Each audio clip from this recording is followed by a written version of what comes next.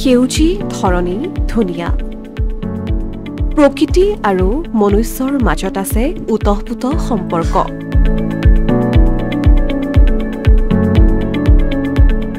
ৰাজ্যৰ বিভিন্ন প্ৰান্তত উদযাপন বিশ্ব পৰিৱেশ দিৱস বিভিন্ন স্লোগান ভিন্ন কাৰ্যসূচীৰে পালন কৰা হয় বিশ্ব পৰিৱেশ দিৱস ঠায়ে ঠায়ে অনুষ্ঠিত হৈছে বৃক্ষৰোপণ কাৰ্যসূচী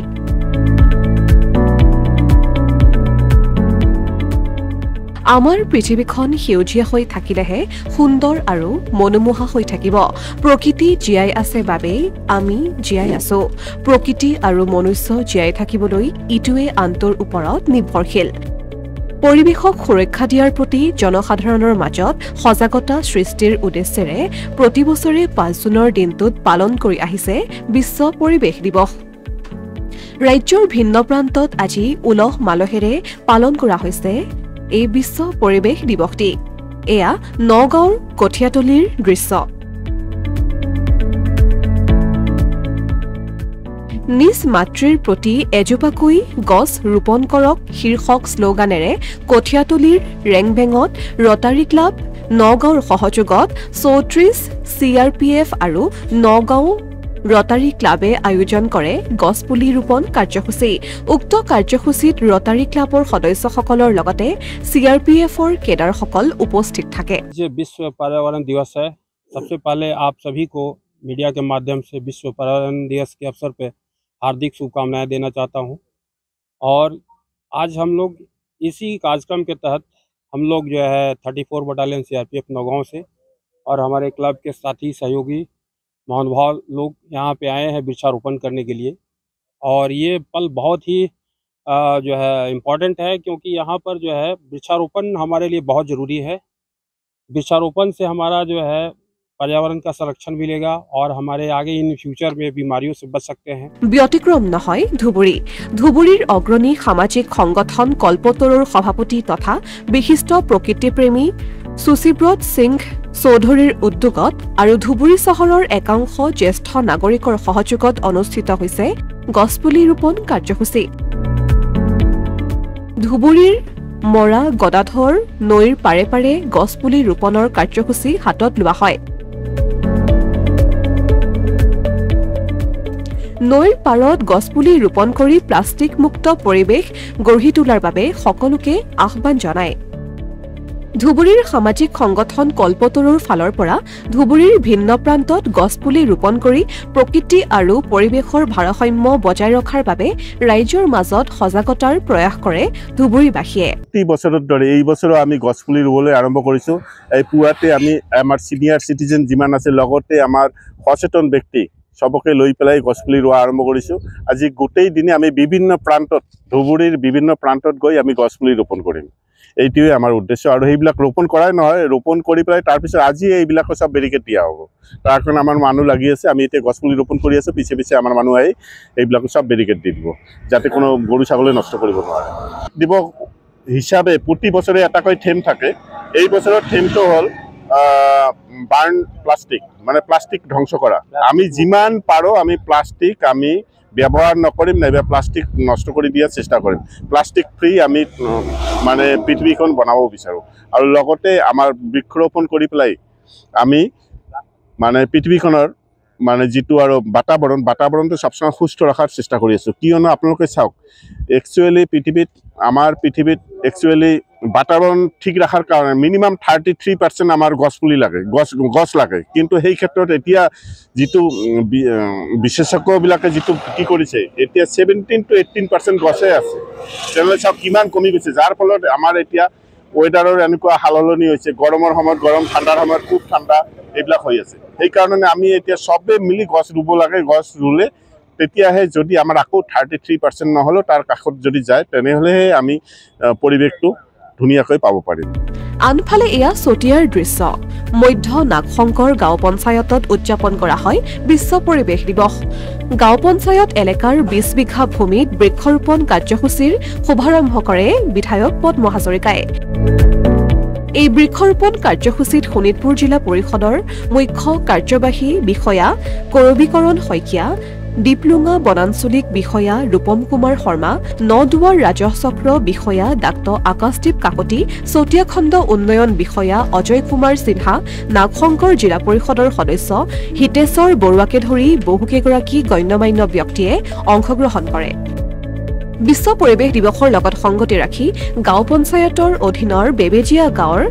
ভাৰত সেৱা আশ্ৰমত অনুষ্ঠিত এক সভাত বিধায়কগৰাকীৰ উপস্থিতিয়ে নৱনিৰ্বাচিত গাঁও পঞ্চায়তৰ প্ৰতিনিধিসকলক সম্বৰ্ধনা জ্ঞাপন কৰে। ৰাইজক উদ্দেশ্যি সাৱলীল ভাষণ প্ৰদান কৰে বিধায়ক পদ্ম হাজৰিকাই। মণ্ডল কমিটিৰ সহযোগত আৰু এই অঞ্চলৰ ৰাইজৰ সহযোগত এই আঁচনিৰ শুভাৰম্ভ অনুষ্ঠানত আমাৰ আমন্ত্ৰণ ৰক্ষা কৰি ইয়াত উপস্থিত থকা মঞ্চত উপবিষ্ট সহযোগিতাও তেওঁলোকে আগবঢ়াইছে। আমাৰ খণ্ড উন্নয়ন বিষয়া ডাঙৰীয়া, আমাৰ আঞ্চলিক বন বিষয়া ডাঙৰীয়া, পৌৰসভাৰ সন্মানীয় সভাপতি, আমাৰ জিলা পৰিষদৰ দ্বিতীয়বাৰৰ কাৰণে নিৰ্বাচিত হোৱা জিলা পৰিষদৰ সদস্য আৰু আমাৰ মাজত উপস্থিত থকা BPM প্ৰাক্তন ইয়াত উপস্থিত থকা জিলা পৰিষদৰ সদস্যদ্বয়, আমাৰ মহাদল উপ মহাদলৰ হ'ব লগা পঞ্চায়তৰ সভানেত্ৰী। আনহাতে দুদিনীয়া কাৰ্যসূচীৰে 1000 বৃক্ষ ৰোপণৰ লক্ষ্য হাজোত। হাজোৰ বেচৰকাৰী সংগঠন মিছন গ্ৰীণৰ উদ্যোগত 4 আৰু 5 জুন তাৰিখে দুদিনীয়া কাৰ্যসূচীৰে আৰম্ভ কৰিছে 1000 জোপা গছপুলি ৰোপণ কৰি পৰিৱেশ নিয়ন্ত্ৰণৰ চেষ্টা। হাজোৰ বেচৰকাৰী সংগঠন মিছন গ্ৰীণৰ উদ্যোগত হাজোৰ কামেশ্বৰ মন্দিৰৰ চৌহদৰ পৰা গছপুলি ৰোপণৰ কাৰ্যসূচী শুভাৰম্ভ কৰা হয়। হাজো শুৱালকুছিৰ বিভিন্ন ৰাজহুৱা স্থানত ভিন্ন প্ৰজাতিৰ বৃক্ষ ৰোপণেৰে পৰিৱেশ ৰক্ষাৰ চেষ্টা কৰে। আগন্তুক দিনত হাজোৰ দৰিদ্ৰ ছাত্ৰ-ছাত্ৰী আৰু বিশেষভাৱে সক্ষম লোকক সহায় কৰাৰ বাবে চেষ্টা অব্যাহত ৰাখিব বুলি কয় মিছন গ্ৰীণৰ সদস্যসকলে। আৰু মিছন গ্ৰীণৰ এই পদক্ষেপক শলাগ লৈছে স্থানীয় লোকে। জেনেৰেল এছেম্বলিয়ে ষ্টকহোমত যিটো প্ৰস্তাৱ লৈছিলে সেইমতে 73 চনৰ 5 জুন তাৰিখৰ পৰা প্ৰথম আৰম্ভ হৈছিলে আৰু সেইমতে আহি আজি 2025 চনত এই বিশ্ব পৰিৱেশ দিৱস পালন কৰিব অহাকালি। কিন্তু মোৰ খুব ভাল লাগিছে যে উঠি অহা যুৱচামৰ মিছন গ্ৰীণ নামৰ এটা অনুষ্ঠান গঢ়ি উঠি তেওঁলোকে প্ৰথম পদক্ষেপ হিচাপে গছপুলি ৰোপণত জোৰ দিছে। অৱশ্যে মই তেওঁলোকক আৰু এটা সিদিনাখনৰ সভাটো মই কৈছিলোঁ যে পৰিৱেশ মানেতো বিভিন্ন খালী গছপুলি ৰোপণে নহয়, গছৰতো বহুতো অৱদান আছে, কিন্তু তাৰ লগে লগে পৰিৱেশটো সুস্থ কৰি ৰাখিবৰ কাৰণে আৰু বহুতো এংগেল আছে। সেই বস্তুখিনিও চাব লাগিব। তেওঁলোকে নিশ্চয় উঠি অহা যুৱচাম আৰু তেওঁলোকে নিশ্চিতভাৱে সেইখিনি চাব। আৰু আমি এতিয়া সকলোৱে বিভিন্ন কাৰণত আমাৰ পৰিৱেশটো ইমান নষ্ট হৈ গৈ আছে যে আমি সকলোৱে সজাগ হ'বৰ হ'ল। পৰিৱেশটো আমি ভালকৈ বজাই ৰাখিব পাৰিলে, পৰিৱেশটো বচাই ৰাখিব পাৰিলেহে আমি নিজেও বাচি থাকিব পাৰিম। গতিকে পৰিৱেশৰ ওপৰত যথেষ্ট জোৰ দিব লাগে আৰু যুৱচামে এইটো কাম হাতত লোৱাৰ কাৰণে মই অত্যন্ত সুখী হৈছোঁ। আৰু আজি গছপুলি ৰোপণ তেওঁলোকে দুদিনীয়াকৈ কাৰ্যসূচী হাতত লৈছে। এই অঞ্চলৰ যিখিনি বৃক্ষহীন জেগা সেইখিনি জেগাত গছপুলি ৰোপণ কৰিব আৰু ইয়াত নিশ্চয় তেওঁলোক সফল হ'ব আৰু তাৰ বাবে মোৰ শুভেচ্ছা থাকিল। পৰিৱেশৰ লগত আমি যিমান পাৰোঁ কাম কৰিবলৈ চেষ্টা কৰি যাম। পৰিৱেশৰ লগতে আমি ধৰকচোন দুখীয়া দৰিদ্ৰ ঘৰৰ ছাত্ৰ-ছাত্ৰীক আমাৰ এটা লক্ষ্য আছে সহায় কৰাৰ। আমি ধৰকচোন আৰু শাৰীৰিকভাৱে অক্ষম ব্যক্তিসকলৰ বাবে যাতে আমি কিবা কৰিব পাৰোঁ, সহায় সহযোগ কৰিব পাৰোঁ, তেওঁলোকৰ বাবে আমি পৰিকল্পনা হাতত লৈছোঁ। আৰু এনেধৰণৰ আৰু বহুতো পৰিকল্পনা আছে আমাৰ। ৰাজ্যৰ ভিন্ন প্ৰান্তৰ লগতে শিৱসাগৰ জিলাৰ ডিমৌতো গছপুলি ৰোপণ কৰি উদযাপন কৰিছে বিশ্ব পৰিৱেশ দিৱস। সমাজকৰ্মী প্ৰয়াত ধৰণী বুঢ়াগোহাঁই স্মৃতিত ডিমৌ ৰূপহী বাম প্ৰভাতজ্যোতি যুৱক সংঘ ৰূপহী বাম গাঁওৰক্ষী বাহিনীৰ উদ্যোগত গাঁওখনত গছপুলি ৰোপণ কৰি পালন কৰা হৈছে বিশ্ব পৰিৱেশ দিৱসৰ কাৰ্যসূচী। Asomiya Pratidin digital desk.